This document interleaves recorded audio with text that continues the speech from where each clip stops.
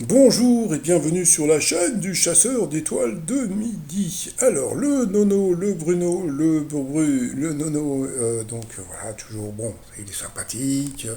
Voilà, actuellement c'est notre grand maître de midi, voilà, et il a répondu à une interview du Parisien, par Kevin Boucher. Donc c'est toujours bien et honnête de citer ses sources.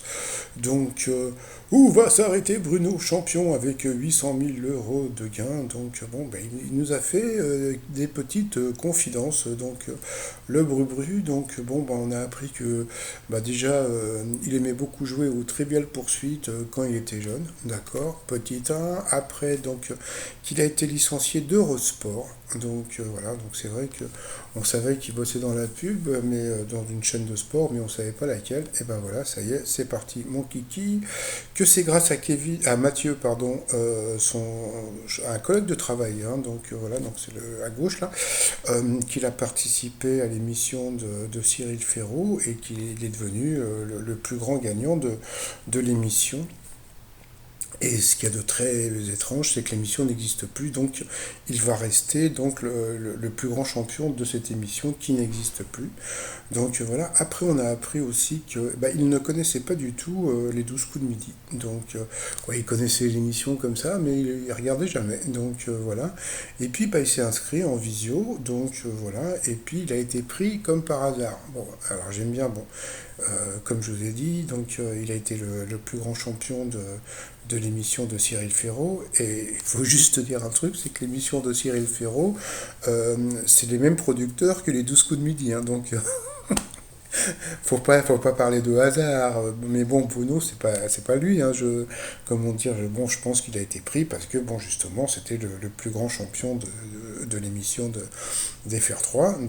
Voilà. Et puis, maintenant, toc, 800 000 boules dans la popoche. Donc, on a appris des trucs grâce à Kevin Boucher, on a appris que il avait commencé à toucher des sous. Alors, moi, jusqu'à présent, j'avais toujours dit et toujours pensé que comment dire, que les gagnants ne touchaient leur argent que 3 mois après leur élimination. Eh bien non, d'après Bruno, en fin de compte, c'est tous les 3 mois que Bruno touche de l'argent.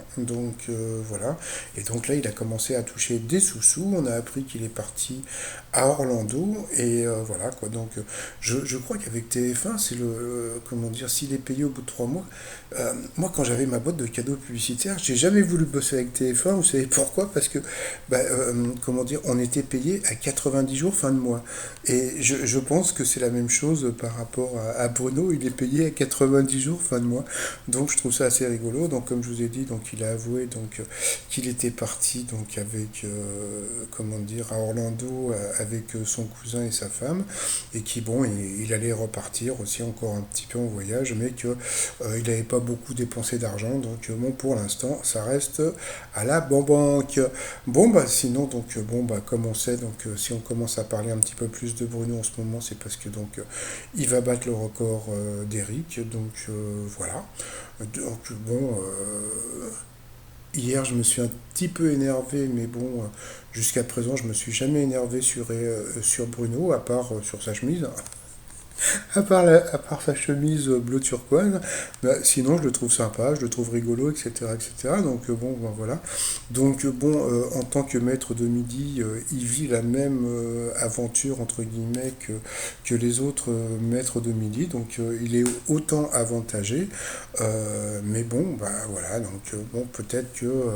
De toute façon, on sait très bien que, il est là aussi pour effacer encore un peu plus le record du prisonnier, Christian Q. Hein, voilà. Et puis, et puis, c'est vrai qu'il est beaucoup plus charismatique que Eric, mais même si Eric était sympathique, mais beaucoup plus timide. Voilà.